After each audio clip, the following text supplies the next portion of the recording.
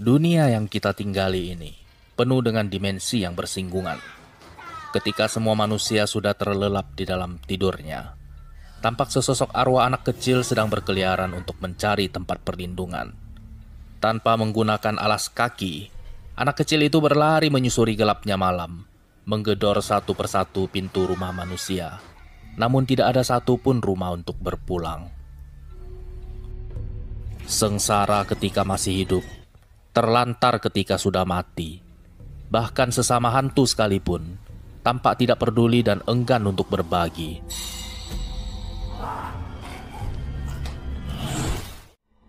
Sementara itu di tempat lain, di dalam sebuah gudang yang gelap, tampak seorang pria yang bernama Simon sedang berusaha keras untuk tidur.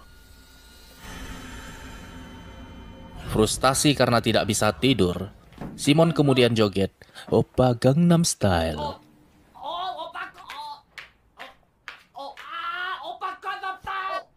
Karena otaknya yang sedikit susut itulah, Simon ditelantarkan oleh keluarganya dan tinggal di gudang yang gelap itu bersama dengan dua buah boneka.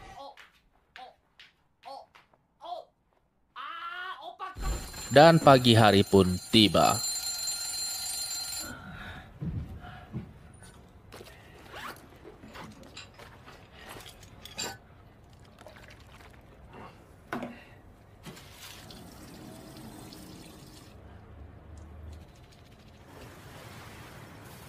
Dalam perjalanannya menuju tempat kerja, Simon melihat sebuah mobil yang mengalami kecelakaan maut tepat di perempatan lampu merah. Arus lalu lintas yang macet total membuat Simon memutuskan untuk berjalan kaki menuju tempat kerjanya. Namun setibanya di sana, dia justru dipecat oleh mandornya lantaran hanya karena terlambat 5 menit saja.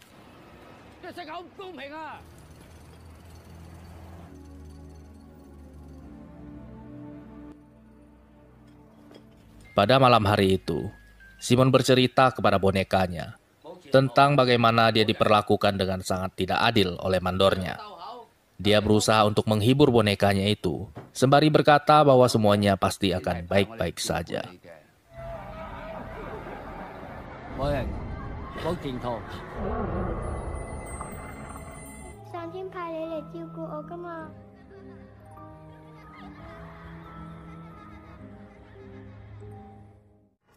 Semenjak dipecat oleh mandornya, Simon kembali melanjutkan hidupnya dengan bekerja di sebuah kedai yang menjual nasi campur. Namun lagi-lagi dia kembali ditegur oleh majikannya karena memberikan irisan daging yang terlalu tebal pada setiap porsi nasi campur yang disajikan olehnya. Bukan hanya itu, majikannya juga seringkali memergoki dirinya, memberikan nasi gratis kepada anak kecil yang sedang meminta-minta di depan toko.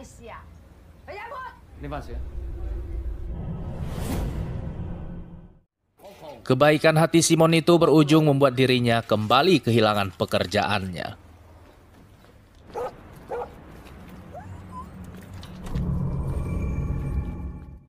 Pada malam harinya, Simon kembali berkeluh kesah tentang kemalangan yang telah menimpa dirinya. Di tengah kegabutannya itu, dia mengeluarkan setumpukan koran bekas dan perhatiannya kemudian tertuju pada sebuah artikel yang memuat tentang makam seorang konglomerat yang digali oleh para penjarah kubur. Di saat itulah, dia mendapatkan bisikan dari arwah anak kecil yang mendiami bonekanya. Pikiran jahat pun mulai merasuk dirinya. Seolah dituntun oleh arwah yang bergentayangan, Simon melangkahkan kakinya hingga tiba di sebuah pemakaman elit yang berada di kotanya.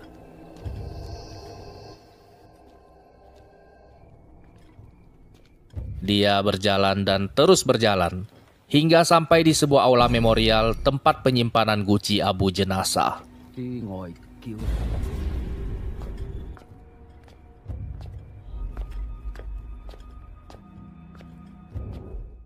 Simon pun mulai menjalankan aksinya.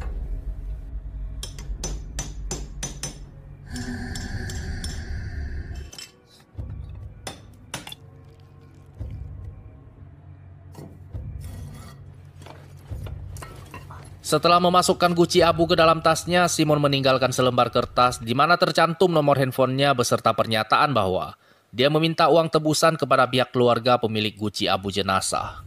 Dia terus melanjutkan aksinya itu hingga berhasil mengantongi 3 buah guci abu di dalam tasnya.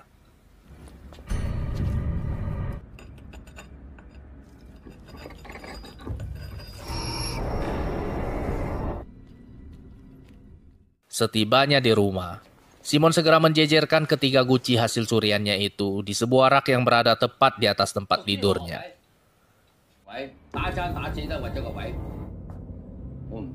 Dia juga mengambil sebuah palu dan kemudian membubuhinya dengan tulisan mantra jimat pengusir setan.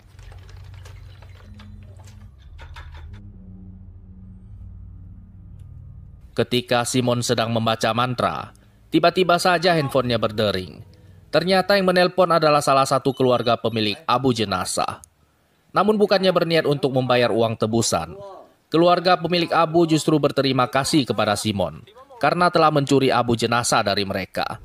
Berkat Simon, kini mereka tidak perlu lagi repot-repot untuk mengunjungi aula memorial tempat penitipan abu. Simon yang merasa kesal dengan jawaban yang diberikan oleh keluarga pemilik abu, kemudian mengambil abu tersebut dan lalu menuangkannya ke dalam lubang kloset.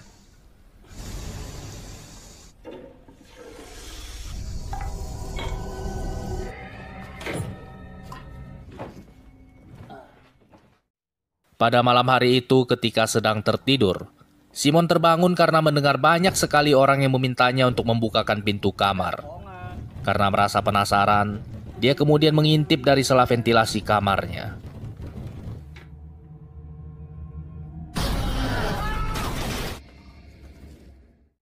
Terkejut dengan apa yang dilihat olehnya, Simon mengambil palu jimat dan lalu melemparkannya hingga keluar dari kamarnya. Di saat yang bersamaan, handphone Simon pun kembali berdering. Kali ini dia ditelepon oleh seorang pria yang bernama Akid, yang menginginkan abu jenazah untuk dikembalikan kepada keluarganya. Akid kemudian mengajaknya untuk bertemu di sebuah rumah makan.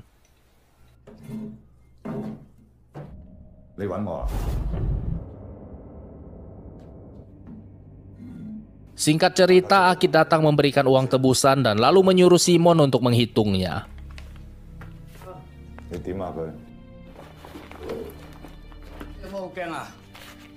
Ketika Simon sedang sibuk menghitung uang, Akid mengeluarkan sebuah handphone dan lalu mengambil fotonya.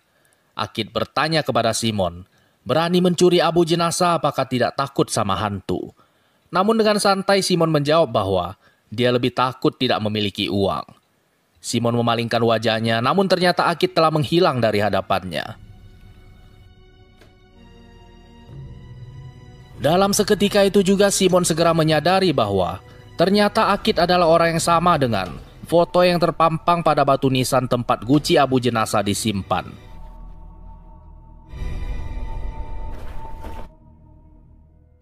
Pada siang hari itu bertepatan di hari kejadian, Akid sedang dalam perjalanan untuk menemui Acu istrinya yang bekerja sebagai seorang agen properti.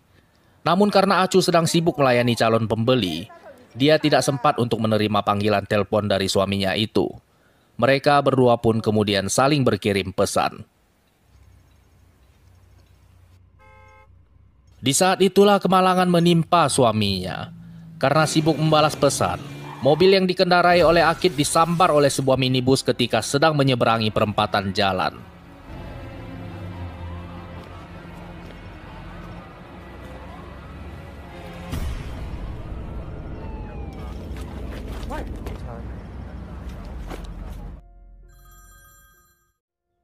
Sebagaimana adat dan tradisi masyarakat Cina, Acu kemudian mengadakan upacara pemakaman untuk suaminya. Dia membakar berbagai jenis uang kertas persembahan, supaya suaminya tidak berkesusahan di alam baka. Selama upacara berlangsung, Acu tidak henti-hentinya memohon kepada suaminya, supaya jangan sampai lupa menelponnya dari alamnya sana. Setelah suaminya dikremasi, Acu memasukkan sebuah handphone ke dalam guci abu suaminya. Dia kemudian menitipkan guci tersebut di aula memorial tempat penitipan abu jenazah. Setelah mengambil kembali abunya dari tangan Simon, Akid kemudian menelpon Acu. Dia meminta kepada istrinya supaya berkunjung ke rumah abunya. Sementara itu di tempat lain, Simon yang baru saja sampai ke rumahnya segera membuka kembali amplop berisi uang yang baru saja dia dapatkan dari Akid. Namun bukan main terkejut dirinya, sebab uang tersebut telah berubah menjadi uang kertas persembahan untuk orang mati. Dia kemudian memasukkan uang itu ke dalam sebuah pispot dan lalu segera membakarnya.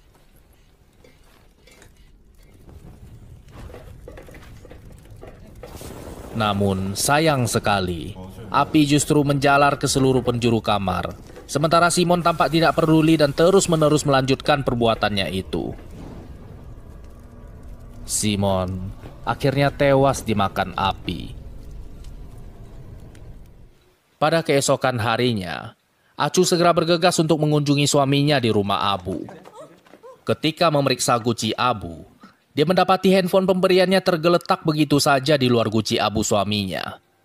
Dan ketika Acu menyalakan handphonenya, terlihat foto Simon yang sedang menghitung uang. Hari berganti, musibah berlalu. Kedua arwah anak kecil yang mendiami boneka Simon kini telah berpindah tuan. Sementara Simon yang kini telah berpindah dimensi tampak bergentayangan bersama arwah anak kecil yang dulu pernah dia beri makan.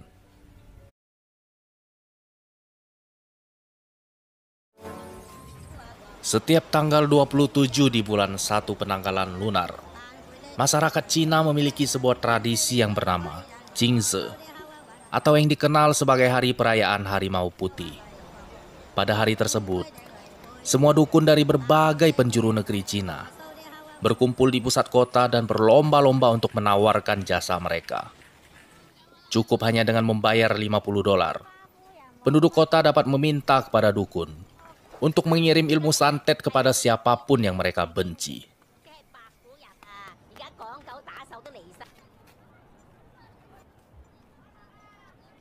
Di antara dukun-dukun itu, terdapat seorang dukun wanita yang bernama Bibi Chu, di mana Bibi Chu ini adalah seorang dukun senior yang pelanggannya rata-rata adalah orang kaya.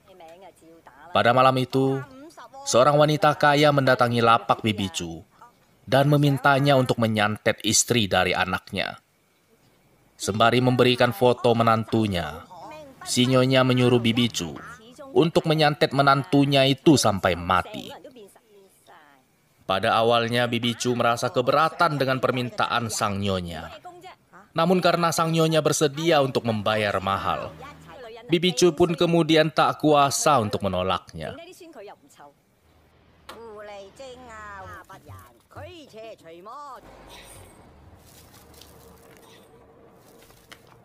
Tidak lama kemudian, lapak Bibi Chu kembali didatangi oleh seorang pejabat yang ingin menyantet lawan politiknya.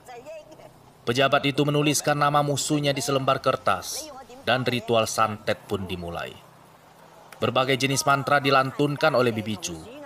Sementara si pejabat tak henti-hentinya memukuli nama musuhnya itu dengan menggunakan sebuah sandal. Malam pun semakin larut, dan Bibi Chu tampak bersiap-siap untuk menutup lapaknya.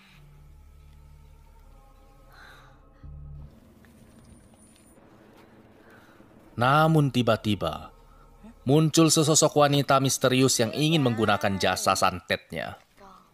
Dalam seketika Bibi Chu menyadari bahwa wanita tersebut bukanlah manusia melainkan hantu.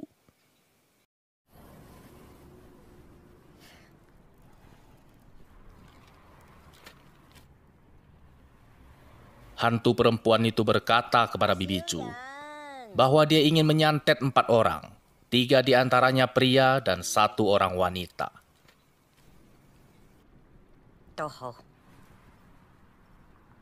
Ketika si hantu sedang memukuli nama-nama orang yang ingin disantetnya, tiba-tiba saja Bibi Chu berhenti membaca mantra. Dia kemudian memberikan kepada hantu itu sebuah sepatu bernoda darah, sembari menyuruhnya untuk pergi dan melakukan reinkarnasi.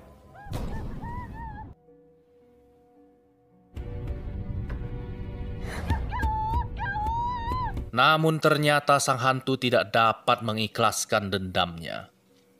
Dia menggunakan sepatu bernoda darah itu untuk memukuli nama orang-orang yang ingin disantetnya.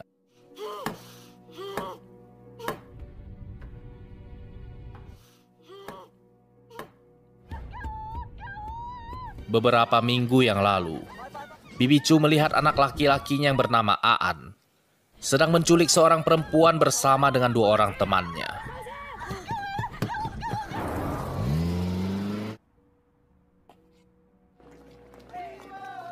Polisi bertanya kepada Bibi Chu, namun sang bibi berkata bahwa dia tidak melihat apa-apa.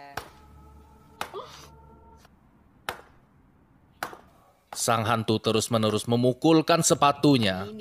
Sementara di tempat lain, pria pertama yang ingin disantetnya tampak sedang asik dipijat oleh seorang wanita. Pria itu kemudian tewas seketika, menerima kiriman santet yang dilayangkan oleh sang hantu.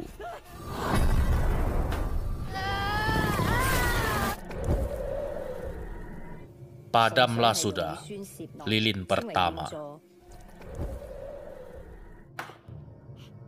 Di tempat lain, di atas atap sebuah apartemen, pria kedua tampak sedang kesal karena dirinya kalah dalam sebuah permainan judi. Pria itu kemudian berjalan ke tepian atap dan lalu melompat dari atas apartemen.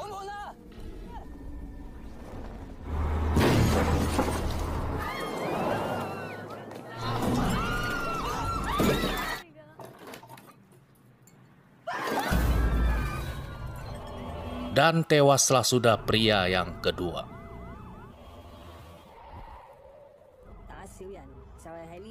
Menyadari bahwa ilmu santetnya telah bekerja, Bibi Chu segera buru-buru menelpon anaknya Aan, yang tidak lain tidak bukan adalah pria yang ketiga, yang sedang disantet oleh sang hantu.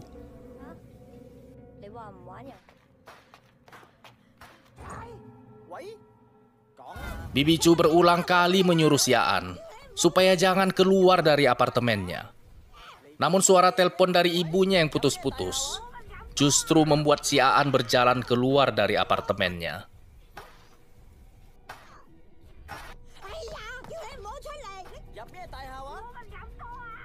Di saat yang bersamaan, sebuah mobil tiba-tiba saja mengalami kecelakaan dan menabrak besi pengaman pembatas jembatan layang.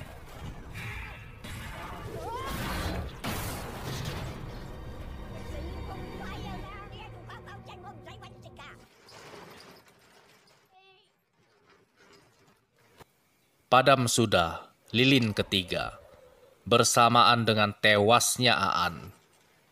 Dan kemudian,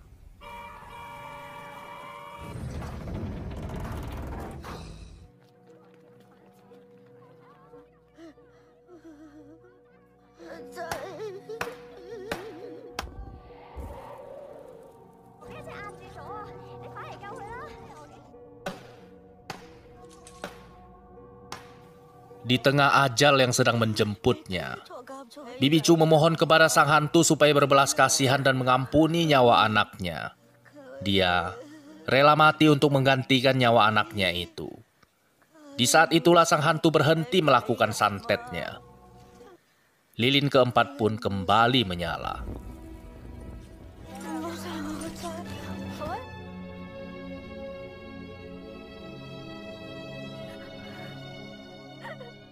Sang hantu tersenyum di dalam tangisnya, dan kemudian berjalan pergi, menghilang di balik kegelapan malam.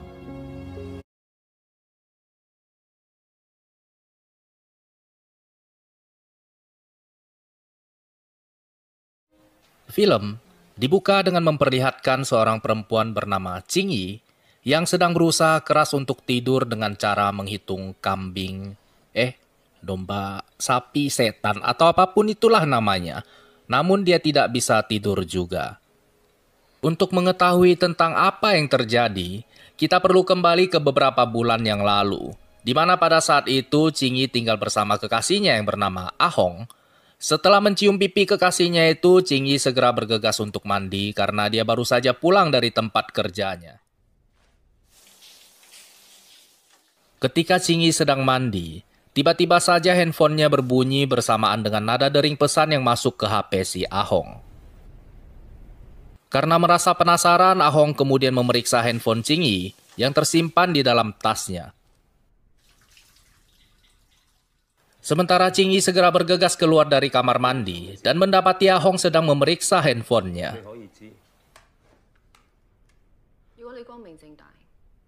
Ternyata Ching Yi telah membajak HP Ahong karena dia merasa cemburu dengan Ahong yang masih sering kontek-kontekan dengan mantan pacarnya. Meskipun Ahong berusaha menjelaskan bahwa dia hanya meminjamkan uang kepada mantannya, namun Ching Yi tampak semakin kesal dan pertengkaran pun tak terelakkan.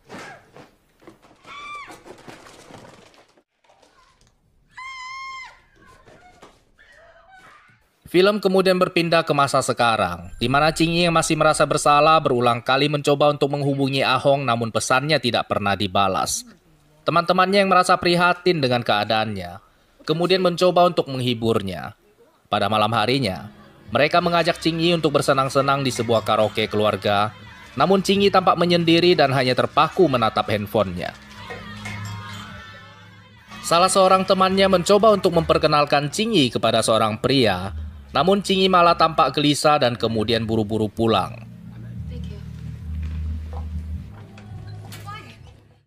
Setibanya di rumah, kesepian kembali mengusik dirinya sementara lamunannya kembali terkilas di malam ketika Ahong pergi meninggalkan dirinya.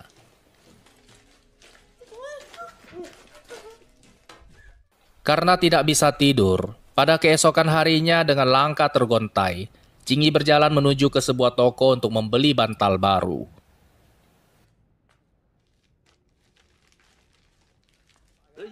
Pemilik toko merekomendasikan sebuah bantal kesehatan, namun Ching Yi menjatuhkan pilihannya pada sebuah bantal yang memiliki corak bunga kuning di atasnya. Dan pulanglah Ching Yi dengan membawa bantal barunya itu.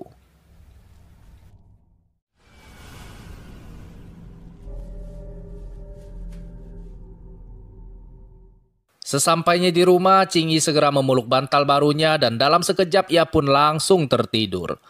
Tidak lama kemudian, tampak Ahong berjalan masuk ke dalam ruangan, duduk di sampingnya, sembari membelai Ching Yi yang sedang tertidur.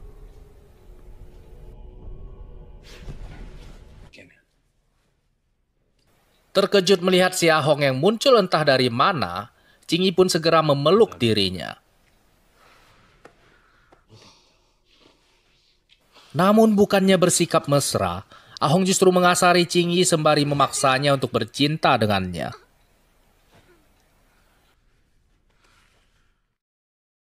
Namun sayang sekali, ternyata itu semua hanyalah sebuah mimpi.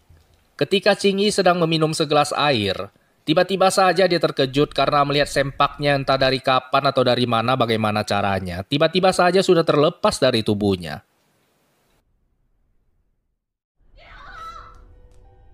Dalam sekejap lamunan Ching Yi pun kembali terbesit di malam ketika tragedi yang sebenarnya telah terjadi. Di malam ketika Ahong hendak meninggalkan Ching Yi mengambil sebuah pisau cutter dan mengancam bahwa dia akan bunuh diri apabila Ahong meninggalkan dirinya. Ahong berusaha untuk merebut pisau itu dari tangan Ching Yi, namun ternyata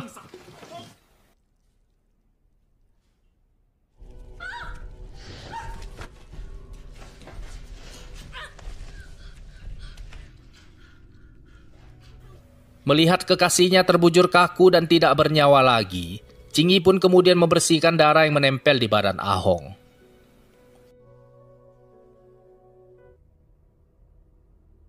Dia memasukkan Ahong ke dalam sebuah kantong plastik kedap udara dan kemudian menyembunyikannya ke dalam lemari pakaian. Setelah melaksanakan ritual pemakaman untuknya, Ching Yi pun bersikap seolah tragedi itu tidak pernah terjadi. Namun seiring berjalannya waktu, perasaan bersalah terus menghantui dirinya sehingga kini yang dia inginkan hanyalah tidur, tidur, dan tidur. Setidaknya, setiap kali dia menutup matanya, Ahong selalu muncul di sampingnya dan mengajaknya untuk bercinta. Di mana lambat laun kebiasaan tersebut tampak menjadi sebuah pelarian baru untuknya.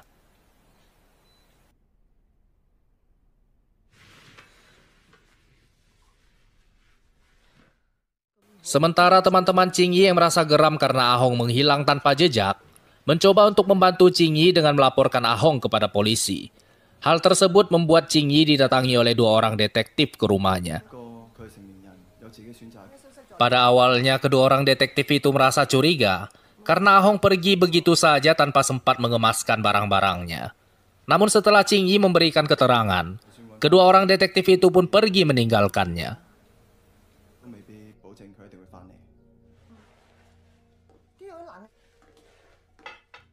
Jingyi pun kembali melanjutkan pelariannya ke alam tidur. Alam di mana dirinya tidak merasakan kesepian karena Ahong selalu hadir menemaninya. Dan setiap kali terbangun dari tidurnya, Jingyi merasakan seolah kehabisan tenaga. Dan itu membuatnya kembali tertidur. Tidur yang sungguh melelahkan karena Ahong tidak pernah berhenti bercinta dengannya. Badannya semakin kurus dan rambut pun mulai berguguran dari kepalanya. Sudah berhari-hari Jingyi tidak masuk kerja. Setiap kali temannya menelpon, dia selalu berkata bahwa dia lelah dan harus segera tidur.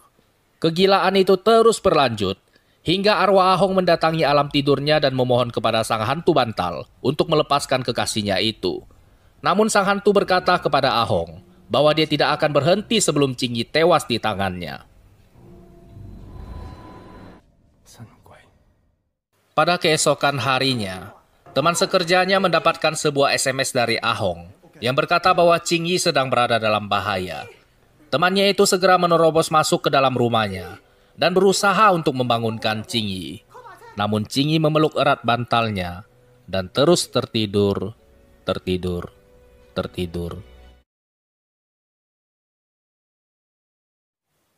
Film dibuka dengan memperkenalkan kita kepada seorang peramal yang bernama CD Master yang sedang sarapan bersama istrinya di sebuah rumah makan. Pada pagi hari itu, istrinya memberitahukan kepadanya bahwa putra mereka baru saja memenangkan sebuah perlombaan piano.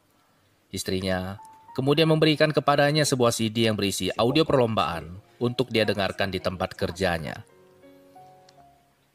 Sembari tersenyum bangga mendengar prestasi putranya itu, sang master juga memberitahukan kepada istrinya bahwa dia telah menerima panggilan untuk mengajar musik instrumental Cina di sebuah sekolahan. Dan ini adalah hari terakhir dia menjadi seorang peramal. Ketika mereka berdua sedang asik berbicara, tiba-tiba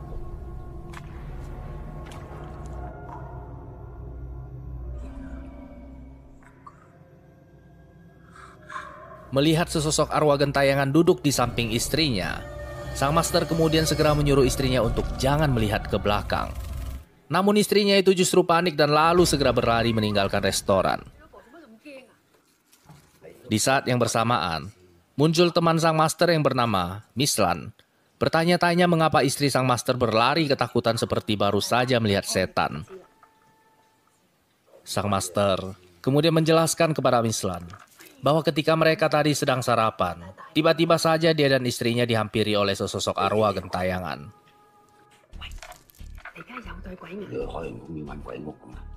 Setelah selesai sarapan, sang master bersama Mislan kemudian bersama-sama berangkat menuju tempat kerja mereka.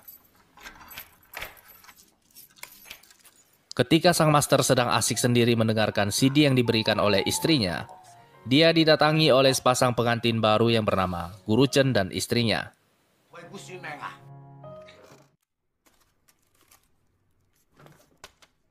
Yang mengaku bahwa belakangan ini mereka berdua sering mendapatkan gangguan dari makhluk halus. Sang master kemudian mencoba untuk melakukan penerawangan.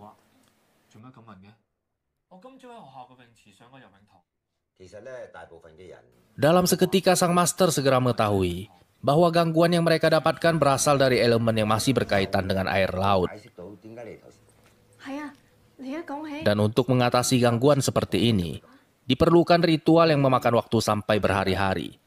Karena ini adalah hari terakhirnya menjadi seorang peramal, sang master kemudian merekomendasikan kepada mereka untuk bertemu dengan Mislan. Meskipun mereka berdua memohon bantuan dari sang master, namun sang master bersikeras bahwa dia sudah pensiun. Sang master kemudian pergi menemui Mislan. Guru Chen yang merasa kesal karena sang master tidak mau membantunya, kemudian berkata kepada istrinya bahwa sang master mungkin tidaklah sehebat namanya, sembari mencuri beberapa buah CD yang tergeletak di atas meja. Setelah memperkenalkan Guru Chen kepada Mislan, sang master kemudian kembali ke tokonya. Namun tiba-tiba, siswi SMA yang mendatanginya ini bernama Xiu Ting. Setelah memperkenalkan namanya, Xiu Ting kemudian menjelaskan kepada sang master bahwa dia membaca sebuah berita dari koran tentang kehebatan seorang peramal yang bernama CD Master. Dan dia datang untuk mengetahui ramalan tentang nasib cintanya. Sang Master menatap curiga kompas aura yang ada di mejanya dan lalu meminta Xiu Ting untuk menunjukkan telapak tangan kirinya. Namun Xiu Ting seolah-olah tampak keberatan, sembari menjulurkan telapak tangan kanannya. Di saat itu juga sang Master langsung mengetahui bahwa Xiu Ting bukanlah manusia. Karena tidak ingin melukai perasaan Xiu Ting, sang Master kemudian meminta Xiu Ting untuk berterus terang tentang hubungannya dengan Guru Chen. Namun Xiu Ting bersikap seolah-olah merajuk dan lalu segera pergi meninggalkan sang Master.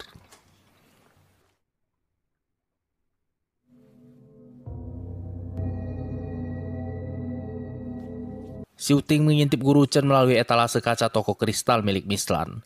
Namun tiba-tiba saja dirinya merasa mual.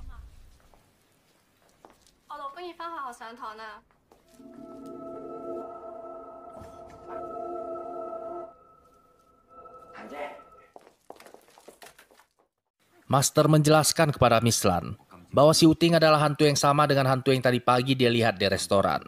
Dan penyebab kematiannya adalah mati karena tenggelam. Dan ini pasti ada hubungannya dengan Guru Chen. Mendengar perkataan sang Master, bukannya merasa takut, Miss Lan justru menari-nari senang, sembari berkata bahwa dia akan segera menyelidikinya.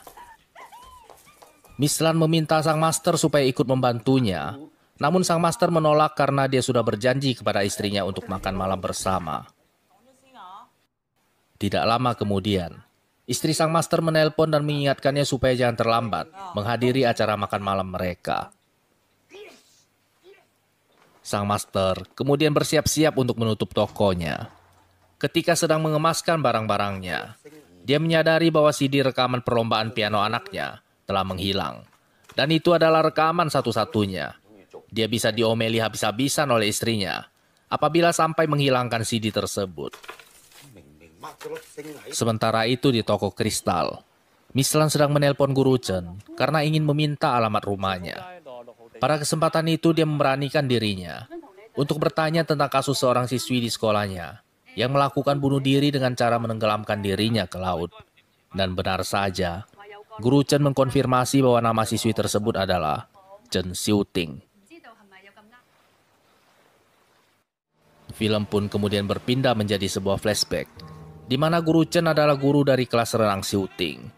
Hubungannya yang dekat dengan Xiu Ting perlahan-lahan bertumbuh menjadi sebuah hubungan terlarang. Guru Chen bahkan pernah menulis sebuah kata cinta di telapak tangan Xiu Ting dan berjanji untuk menikahinya.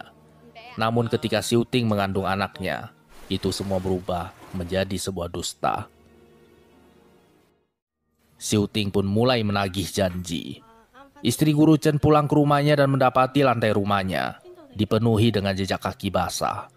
Keanehan pun terus terjadi.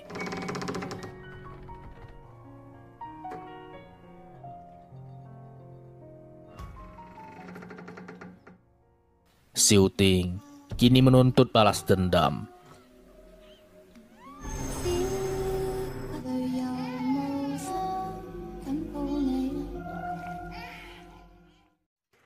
Guru Chen pulang ke rumahnya dan mendapati istrinya terkurung di dalam rumah. Namun untung saja di saat yang bersamaan muncul Miss Lan bersama dengan sang Master yang datang ke rumah Guru Chen untuk mengambil kembali CD-nya. Melihat arwah Xiu Ting kini telah menuntut nyawa, sang Master pun tidak berbasa-basi lagi. Sebagai seorang peramal dari awal dia telah mengetahui semua perbuatan bejat Guru Chen. Dia meminta Guru Chen untuk mengakui semua perbuatannya.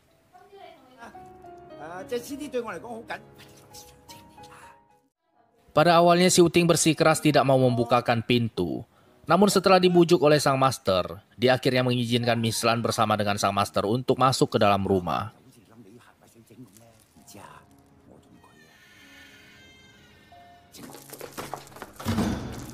Miss Lan segera memeriksa keadaan istri Guru Chen. Sementara sang Master berusaha untuk berkomunikasi dengan Xiu Ting dari hati ke hati.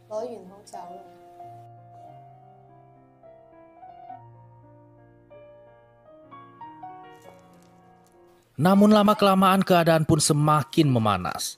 Di saat itulah sang Master menyadari bahwa Xiu Ting mencoba untuk menyembunyikan sesuatu di dalam telapak tangannya.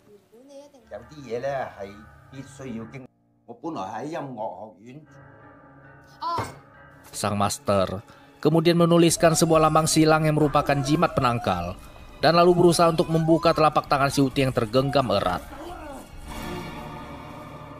Ternyata Xiu Ting masih menggenggam erat sebuah kata cinta yang pernah dituliskan oleh Guru Chen di telapak tangannya. Dan kata cinta itu ternyata kini telah membusuk. Sebuah kata cinta yang digenggam di dalam telapak tangan, seerat apapun digenggam, bila tidak ditulis sepenuh hati, pasti akan membusuk juga. Sang master kemudian memberitahukan kepada Xiu Ting bahwa ini adalah reinkarnasinya yang ke-9.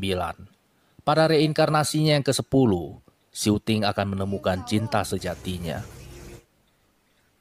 Mendengar nasihat dari sang master, Xiu Ting akhirnya mengikhlaskan cintanya. Tulisan di telapak tangannya pun perlahan-lahan memudar. Gelombang statis bertabrakan dengan kosmik antar dimensi, sementara Xiu Ting tampak berjalan pulang dan perlahan-lahan menghilang. Setelah menyelesaikan tugasnya, sang master segera bergegas untuk makan malam bersama dengan keluarganya. Dia bercerita kepada anak dan istrinya bahwa hari-harinya sebagai seorang peramal kini telah berakhir. Ketika istrinya beranjak ke kamar kecil, tiba-tiba saja anaknya bertanya kepadanya, apakah benar kini ayahnya telah pensiun menjadi seorang peramal? Anaknya itu kemudian memberitahukan kepadanya bahwa belakangan ini tiba-tiba saja dia memiliki sebuah keahlian baru. Ketika anaknya menunjuk ke arah sesosok arwah yang sedang makan malam bersama dengan keluarganya, sang master pun terkejut dan hanya bisa menggelengkan kepalanya. Dia pun kemudian berkata, ternyata buah itu kalau jatuh, tidak pernah bisa jauh dari pohonnya. Dan film pun selesai.